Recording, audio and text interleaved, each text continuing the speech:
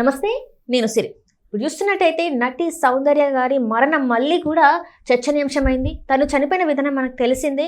Helicopter యాక్సిడెంట్లో తను చనిపోవడం జరిగింది. కానీ ఇప్పుడు తన మరణం వెనకాల మోహన్ బాబు గారు ఉన్నట్టు ఒక వార్త అయితే సోషల్ మీడియాలో కనిపిస్తుంది.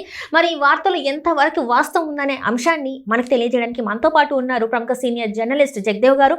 నమస్కారం సార్. నమస్కారం సార్, ఇప్పుడు చూస్తున్నట్టయితే నటి సౌందర్య గారు తను సావిత్రి గారు అని కూడా అంటారు, సావిత్రిలాగా యాక్ట్ చేస్తారని చెప్పేసి మనకు చాలాసార్లు మనం చాలామంది చెప్పడం విన్నాం. అలాంటి నటి అంటే అనుకోని పరిస్థితులలో ఒక పార్టీ తరపున ప్రచారం చేయడానికి వెళ్తున్న సందర్భంలో హెలికాప్టర్ యాక్సిడెంట్లో చనిపోవడం జరిగింది. కానీ అది ఇప్పుడు ఏంటంటే ఇప్పుడు ఎట్లా వస్తుందంటే ఆ వార్త ఈమె మరణం వెనకాల మోహన్ బాబు గారి హస్తం ఉందన్నట్టు వినిపిస్తుంది. అసలు మోహన్ బాబు గారికి హెలికాప్టర్ యాక్సిడెంట్ అవ్వడానికి, అందులో సౌందర్య గారు చనిపోవడానికి గల కనెక్షన్ ఏంటి? అసలు నిజంగా ఈ వార్తలో వాస్తవం ఉందా? ఇక్కడ ఎప్పుడో 20 ఏళ్ళ కిందట, అంటే ఆల్మోస్ట్ 2004లో ఇప్పుడు అయింది, అంటే 21 సంవత్సరాలు అవ్వచ్చు. రేపు నెక్స్ట్ మంత్కి ఎప్పుడో ఆవిడ చనిపోయి, సౌందర్య గారి వర్ధంతి. అయితే మీరు అన్నట్టు సావిత్రి గారు తర్వాత నెక్స్ట్ జనరేషన్లో వాణిశ్రీ గారు ఆ స్థాయి ఇమేజ్ ఉన్న నటిగా అయితే గుర్తింపు పొందారు. ఎందుకు గుర్తింపు పొందారంటే ఆమెతో సరి సమానంగా నటించే వాళ్ళు చాలామంది ఎక్స్ట్రాడినరీ యాక్టర్స్లు ఉన్నారు.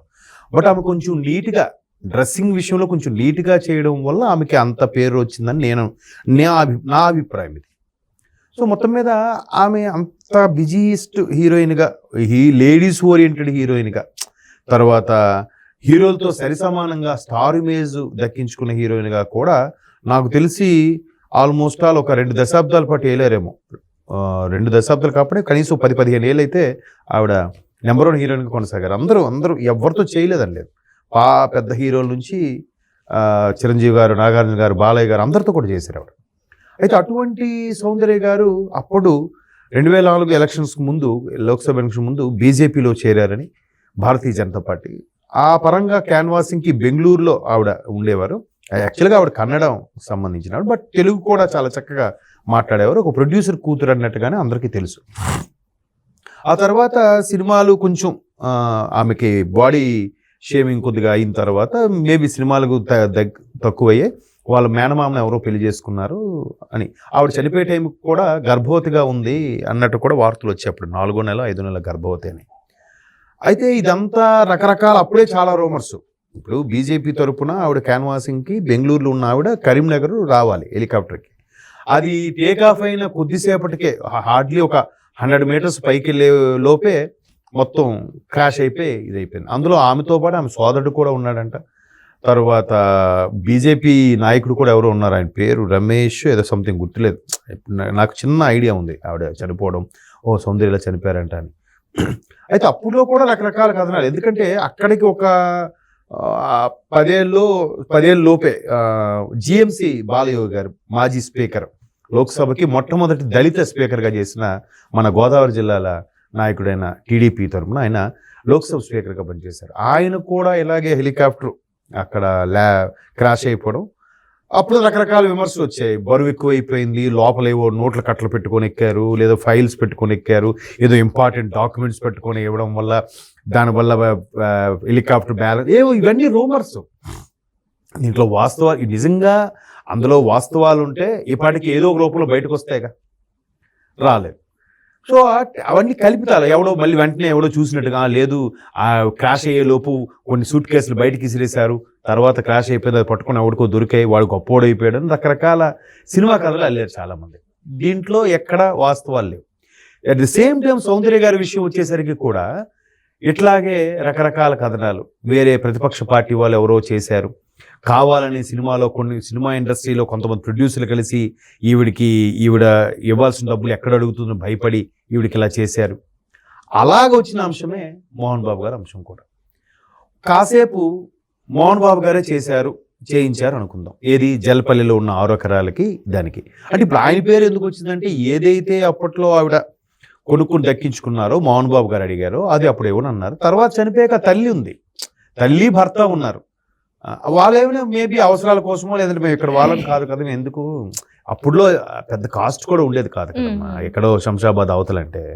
సరే ఎందుకులే అని అమ్మేస్తుంటే ఆ ఎలాగో అమ్ముతున్నా తెలిసి మోహన్ బాబు గారు కొనుక్కున్నారేమో. ఇప్పుడు మోహన్ బాబు గారి మీద ఏదైతే సౌందర్య గారు జలపల్లిలో ల్యాండ్ కొన్నారో అది ఇప్పుడు మోహన్ బాబు గారి పేరు మీద ఉందంట. సో అదే ఉన్న ఇంకో 6 ఎకరాలు మనకు తెలియదు. ఇప్పుడు ఎవరైతే ఈ సత్యనారాయణపురం వాసి ఆరోపిస్తున్నట్టుగా పక్కా డాక్యుమెంట్స్ అవేవి లేవుగా. ఆయన ఒక గాంధీ సిద్ధాంతం మీద కూర్చొని నిరసన తెలియజేస్తున్నాడు. దాని మీద సోషల్ మీడియాలో అంతా పాప మోహన్ బాబు గారు బ్యాడ్ టైం ఏమో తెలియదు కానీ మొన్నంతా కుటుంబ వ్యవహారాలతో సోషల్ మీడియాలో ఉన్నారు, ఇప్పుడు ఈ వ్యవహారాలతో సోషల్ మీడియాలో ఉంటున్నాడు అని. ఒకవేళ ఆయనే కాసేపు చేశాడు అనుకుందాం, దీనికి లాజిక్ ఏముంది? 2004 ముందు ఆయన టీడీపీలో ఉన్నారనుకుందాం, బట్ అది బీజేపీది ఆవిడ పార్టీ. ఒకవేళ ఈయనకి అంత ఇన్ఫ్లుయెన్స్ ఉండి అంత మ్యాజిక్ చేసి సినిమా స్టైల్లో క్రాష్ చేయించుకునేలాగుంటే ఇప్పుడు బీజేపీ ప్రభుత్వం వచ్చిందిగా, ఎవరో ఒకడు పుల్ల తీసేవాడుగా. ఎందుకంటే తర్వాత ఈయన వైసీపీకి ఫేవర్గా ఉన్నారు కాబట్టి బీజేపీ వాళ్ళే ఏదో ఒకటి పుల్ల పెట్టేవారుగా. ఇప్పుడు గవర్నమెంట్ వాళ్ళదే కాబట్టి వాళ్ళే వెలికి తీసేవాళ్ళుగా. మోహన్ బాబు గారిని వదులుతారా? అసలు సాధ్యమేనా? ఇప్పుడు అది ఇప్పుడు ఏదో ఒక సినిమాలో చూపించినట్టుగా కారు బస్సు గుద్దించేశారంటే అర్థం ఉంది, కానీ హెలికాప్టర్ మొత్తానికి క్రాష్ అయిపోయిందంటే దాని కాస్ట్ ఎంత ఉంటుంది? నాకు తెలిసి ఒక 10-20 ఏళ్ళ కిందటే హెలికాప్టర్ కొనాలంటే 50-60 కోట్లు ఉంటుంది అని అనేవారు అప్పట్లో. సుమారుగా నాకు కూడా తెలియదు. పోనీ అప్పట్లో అంత ఎక్స్పెండిచర్ పెట్టి క్రాష్ చేసేసి ఒక బీజేపీ నాయకుడిని, ఇక్కడ సౌందర్య గారిని, తర్వాత వాళ్ళ బ్రదర్ని ఎంతమందిని పొట్టన పెట్టుకుంటాడా? పైలట్ని 4గురిని పొట్టన పెట్టుకుంటాడా? అంత ధైర్యం చేస్తాడా? నిజంగా అంత ధైర్యం చేస్తే ఇన్ని రోజులు అంత రిలాక్స్ గా ఉండగలుగుతాడా? మామూలుగానే మోహన్ బాబు గారు అంటే డిసిప్లిన్. ఇంకొకటి ఏంటంటే తను ఒక సార్, ఒక టీచర్ కి మరి అంత క్రూయల్ మెంటాలిటీ ఉంటుంది. మొదట్లో టీచర్ గా చేసినా కూడా ఇంకోటి ఏంటంటే ఆయన ఎప్పుడేం యథార్థవాది లోక విరోధి నాకు సామెత అన్నట్టు ఏదైనా ముఖం మీద అంటాడు. ఆయనకి లౌక్యం రాదు, లౌక్యంగా చేయడం ఏదైనా ముఖం మీద, అది చాలా బ్యాడ్. అది కొంతమందికి అలా ఉంటుంది, అది అంటే వాళ్ళ నేచర్. అది మేము ముక్కుసూటిగా మాట్లాడతాం, మేము తప్పు చేయము, ఎవరికి భయపడము, ఇట్లాంటి ట్రాన్స్లో ఉండే పర్సన్ ఆయన. సో అందుకు ఆయన అలాగే ఉంటాడు. అంతేగాని ఎంత దారుణానికి ఒడిగట్టే మనిషిలాగైతే నేనైతే ఏకీభవించను. అది చెప్తున్నాను. ఒకవేళ కాసేపు అలాగే చేశాడు అనుకుందాం, ఎంతవరకు ఊరుకుంటారా? నెక్స్ట్ జలపల్లిలో ఉన్న ఈ వ్యక్తికి ఇక్కడ ఎక్కడో ఖమ్మంలో సత్యనారాయణపురంలో ఉన్న వ్యక్తికి ఏమిటి సంబంధం? జలపల్లిలో ఉన్న 6 ఎకరాలకి ఈయన ఎందుకు ఇప్పుడు లేవనెత్తి చేయాలనుకుంటున్నాడు? దానికి పోనీ డాక్యుమెంట్ ఏమైనా ఉందా? ప్రూవ్ ఉందా? ఆరోపణ మాత్రమే కదా. నా లాజిక్ అర్థమైంది కదా మీకు. ఒకవేళ నిజంగా ఆమె చంపబడినట్లయితే కేవలం ల్యాండ్ కోసం ఎందుకు చంపేస్తారు? అయినా కూడా సార్ ఇక్కడ చిన్న లాజిక్ ఏంటంటే, ఒకవేళ మోహన్ బాబు గారి హస్తమే ఉందనుకోండి, మరి 20 ఏళ్ళ పాటు ఎందుకు వీళ్ళందరూ సైలెంట్ ఉన్నారు? ముందు రావచ్చు కదా, చనిపోయిన ఒక 2-3 సంవత్సరాల తర్వాత అయినా రావచ్చు కదా. వస్తుంది ఖచ్చితంగా. నేరం చేసిన వాడికి శాపం ఏంటంటే ఏదో ఒక చిన్న లీడ్ వదిలేస్తాడు. అది ఎంత పవర్, ఎంత పక్కాగా ప్లాన్ చేసిన. ఇప్పుడు వివేకానంద రెడ్డి గారిది ఉంది, మాజీ మంత్రి, ఆయన చంపేశారు. ఎన్ని వస్తున్నాయి బయటికి ఒక్కొక్కటి ఎలిగేషన్స్. ఎవరు దీని వెనక ఎవరి హస్తం ఉంది? ఏ ఎంపీ హస్తం ఉంది? ఏ ఎమ్మెల్యే హస్తం ఉంది? ఏ నాయకుడు హస్తం ఉంది? ఏ ముఖ్యమంత్రి హస్తం ఉంది?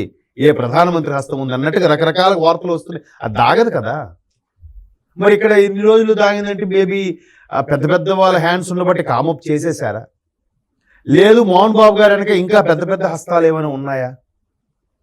అలాగానైతే అంత సింపుల్గా అంత కామప్ అయిపోయే విషయం కాదు. పైగా ఆవిడ అప్పటికే బాగా క్రేజ్ ఉన్న నటి, ఒక నేషనల్ పార్టీకి క్యాన్వాసింగ్ చేయాల్సిన వ్యక్తి, అవునా?